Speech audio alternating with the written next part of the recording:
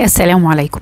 لما تحبي تعملي أكلة اقتصادية وتكون موفرة وفي نفس الوقت يكون طعمها حلو جدا، شاملة بروتين وشاملة كمان نشويات وخضار، يبقى الوصفة دي ليكي. هنعمل طريقة كبد دجاج حلوة جدا، وكمان هنعمل معاها طريقة رز بالبسلة والجزر، لكن طريقة جميلة جدا هتعجبك.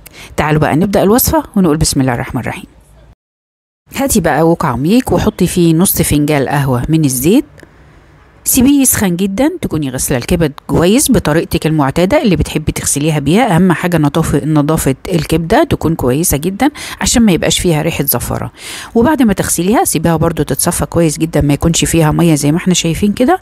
وبعد كده يكون الزيت سخن جدا، انزلي بالكبد الدجاج على الزيت، شوحيها من كل الجوانب لغايه ما تديكي اللون اللي احنا شايفينه ده. حط عليها رشة من الملح ورشة من الفلفل الاسود وكمان رشة بسيطة من القرفة. هيكون حطي معلقة صغيرة من السماق، نص معلقة صغيرة من الكزبرة الناشفة وكمان الكمون، وربع معلقة من الكاري وربع معلقة من القرفة. قلبي كل البهارات دي كده مع بعض، خدي منها شوية وحطيهم على الكبد وهي بتتشوح.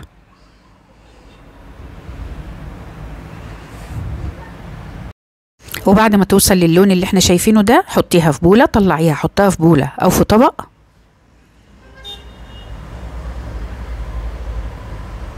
بعد كده في نفس الوك حطي مكعب زبدة وشوية زيت.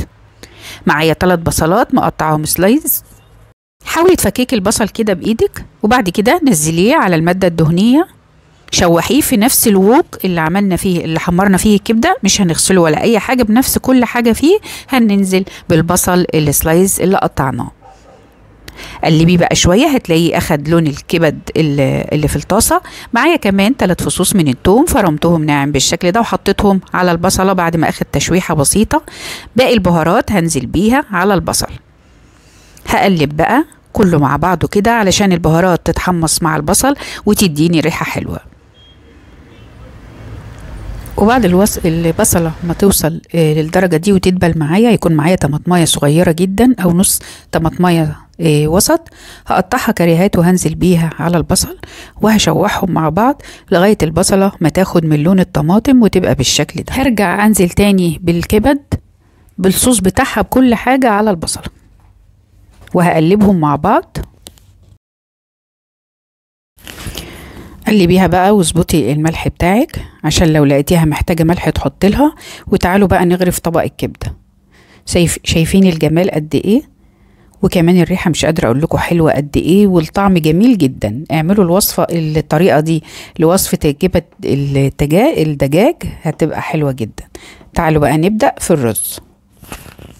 هجيب حلة واحط مكعب زبدة وشوية زيت، هسيبهم يسخنوا مع بعض جدا. معايا بصلتين وسط مقطعهم كريهات زي ما احنا شايفين كده، كبيرة شوية عشان تظهر في الأكل تبقى طعمها حلو كمان. هحط بقى البهارات، معلقة صغيرة من الكركم ومعلقة صغيرة من الكاري ونص معلقة صغيرة من القرفة، وهحط كمان نص معلقة صغيرة من البهارات السبعة ونص معلقة صغيرة من الفلفل الأسود، ربع معلقة صغيرة من القرنفل. هحطهم على البصلة وهشوح لغاية ما اشم ريحة البهارات وتتحمص مع البصلة، والبصلة كمان تدبل معايا. هنزل بالبسلة. البسلة بالجزر دي متفرزة، يعني حط الكمية اللي تحبيها. أنا حاطة هنا تقريبا حوالي كوباية من البسلة مع الجزر. هشوحها بقى مع البصلة والبهارات. ومعايا كمان 4 من الطماطم هقطعهم كريهات وهنزل بيهم على البسلة بعد ما شوحتها. هقلب بقى لغاية الطماطم ما تاخد نص تسبيكة كده، وبعد كده هنزل بكوبايتين ونص من الرز. هشوحهم بقى مع الخضار ده، هشوحهم كتير جدا، وهحط نص معلقة كبيرة من الملح. أنا حاطة هنا 1.5 من الملح، يعني تقريبا نص معلقة كبيرة، وهنزل بمية سخنة عليهم. المهم إن أنا قلت لكم لازم أشوح الرز كويس جدا مع الخضار، وبعد كده هنزل بالمية السخنة. اظبطي ملحك، قلبيه، سيبيه يغلي، وبعد كده هدي عليه النار وقلبيه من وقت للتاني علشان الخضار والطماطم ده ممكن يشيط من تحت، فلازم تقلبيه كل شوية لأن ده غير الرز العادي اللي هو الرز الأبيض. من وقت للتاني قلبيها وهدي عليه النار زي ما قلت لكم، وغطيه لغايه ما يستوى. وتعالوا بقى بعد ما خلص نغرفه مع بعض ونشوفه ونشوف الكبد.